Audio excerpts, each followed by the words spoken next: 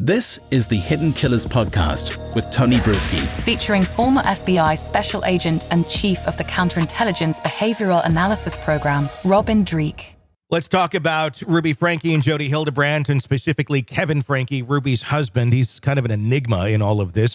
The idea that suddenly his wife was drawn into Jodi Hildebrandt, and she's so cunning and manipulative and amazing, and Ruby just kind of got sucked in there. Or maybe she had a much larger role in that. But from the outside, when you're the spouse of someone and you see that type of a charismatic individual, at least charismatic to Ruby, come in and be able to take such control, is that where Kevin was likely sitting there going, what the hell just happened?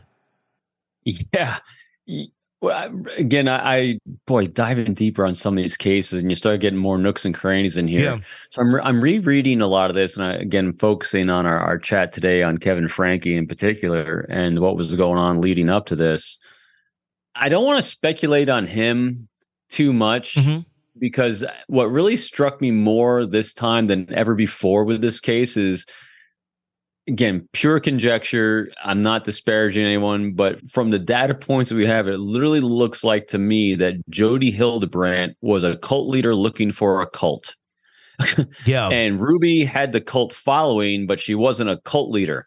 And so these two coming together was like a match made in cult heaven. And when they came in, Jodi took complete control of the thoughts, ideas, and connections of people like cult leaders do. She got Kevin out of the picture by saying, you got to get separated. It's really unhealthy. And so she was using the leverage of a I don't want to say disbarred because she wasn't illegal, but of a fraud clinician in my eye point, because she had her license taken away or suspended or whatever it was, to take total control of the access that Kevin had to this family, and she took over the cult. It's what it looked like to me.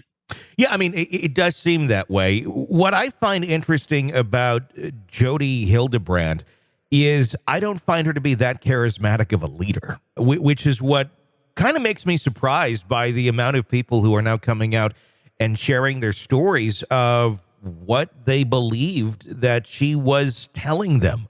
She's not like a Tony Robbins or somebody where you walk away and you're like, yeah, that felt good. Like I'm motivated, or I got something out of this. She's been extremely negative, very much about separating families and separating people. What is it that drew people to someone like Jodi Hildebrandt? Is it something that people look at just in title and go, oh, therapist, family therapist, sex therapist, whatever the hell she was pretending to be that week? Is that title something that just makes people blindly follow at times because they think, well, if you're there, you must know what you're doing? Yes, you hit a lot of them right there. Robert Cialdini's great popular book and science-based on influence. You have all these levers of influence. And when you don't have the charisma that a cult leader has, that's why she didn't have a cult until she got Ruby's cult, because Ruby's the one that had the charismatic side of her. That's why she had the massive YouTube following. When you got Jodi, she used the lever of influence of authority. And when she used the lever of influence of authority as a clinician, and then the church was ordering her people, so you had a double lever of influence there of authority. So the church says I have to go to her, and her letters before her name says I have to go to her. That's enough to get people to have to do what she says. I mean, I'm listening to the things that she's recommended people, and she's diagnosing people with these syndromes that don't even exist except in hearsay.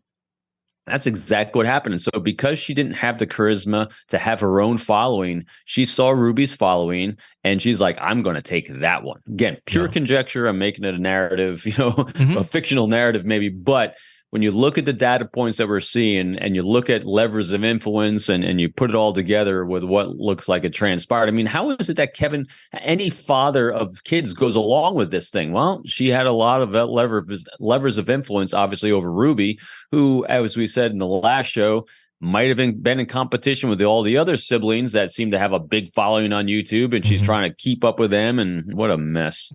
Want to listen ad-free? Want advanced access to all of our interviews before anyone else? Become a True Crime Today Premium Plus subscriber on Apple Podcasts. You get every episode commercial-free. So you can binge on true crime Until you can binge no more. Search True Crime Today Premium Plus on Apple Podcasts now, or go to our podcast page and sign up now. More of the Hidden Killers podcast next.